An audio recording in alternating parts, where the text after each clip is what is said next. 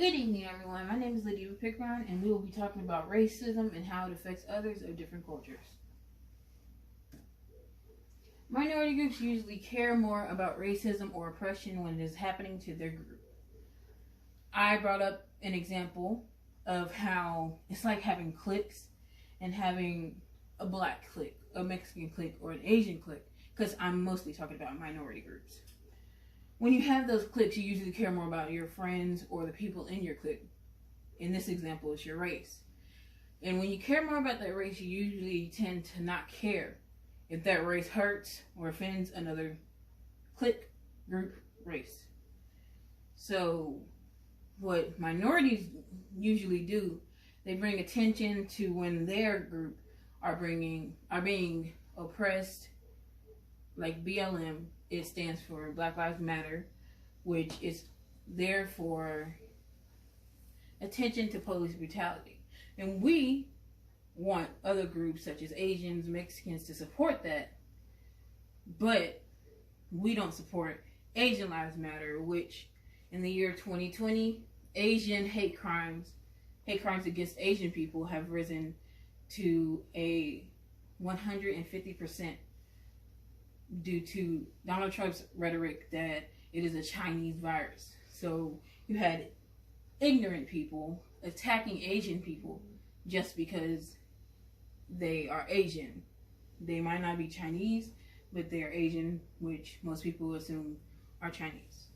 Then you have Mexican people being put into cages like animals due to ICE, the government official group. And you don't see a lot of minority groups standing up for those other minority groups. You don't see, you probably do see it, but sometimes you don't actually see it. And that's what I wanted to bring attention to. Racism affects everyone of all ages, whether that be somebody in elementary school, middle school, or high school. In some classrooms, you have people who make jokes when the lights go out about African American students who have darker complexions. They say, "We can't see you anymore. All we see is your teeth and your eyes." That may make the class laugh, the other people, but the one person that you just made fun of, or more than one if there's multiple people, will now have trauma and will now have the perception that their skin is too dark, or may think that they are ugly, may think that they should be made fun of for their skin tone. That is detrimental to that person and their mental health, physical health, and emotional health. And I just wanted to bring attention to the fact that youth, even if they are young and vulnerable, they can still experience racism in the classroom. Even if you don't want to believe that your child who is only 6 and the friends who are only 6 understand what racism is, it can still be taught to that 6-year-old that your child was friends with. That this child is darker and they shouldn't be friends because of that. There are different cultural triggers or racial things that upset a certain group of people. Like to call an Asian person Chinese just because they have the Asian features would be a derogatory way of describing them. I found a blog that talked about how racism, how calling someone Chinese instead of Asian is like stripping them of their diversity. It's like putting them in a group of race or a group of ethnicity that they are not a part of. I made an example of a pot of beans, and you may see pinto beans in there, but that does not mean that pot is just of pinto beans.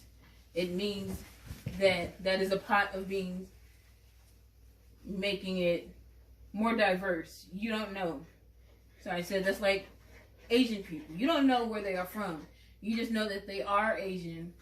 They could be Chinese, just like the beans could be pinto, but not all of them are. So, and with black people, the N-word is a trigger because it is a racial slur. And like I said earlier, calling someone too dark, making fun of them because of their dark complexion, that is also a trigger. Calling a Mexican person illegal or a slur is one of the triggers that they have. That, and even if you don't know for sure, you shouldn't say it if you feel as if it's uncomfortable or you think it would offend someone. Internalized racism. Internalized racism is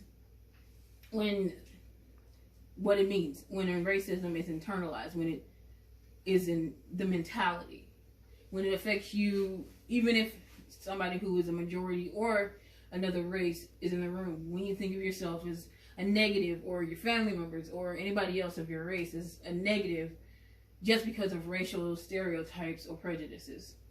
Like to say, my dark skin isn't pretty because of I'm black, instead of having the Eurocentric features that are considered the beauty standard of today.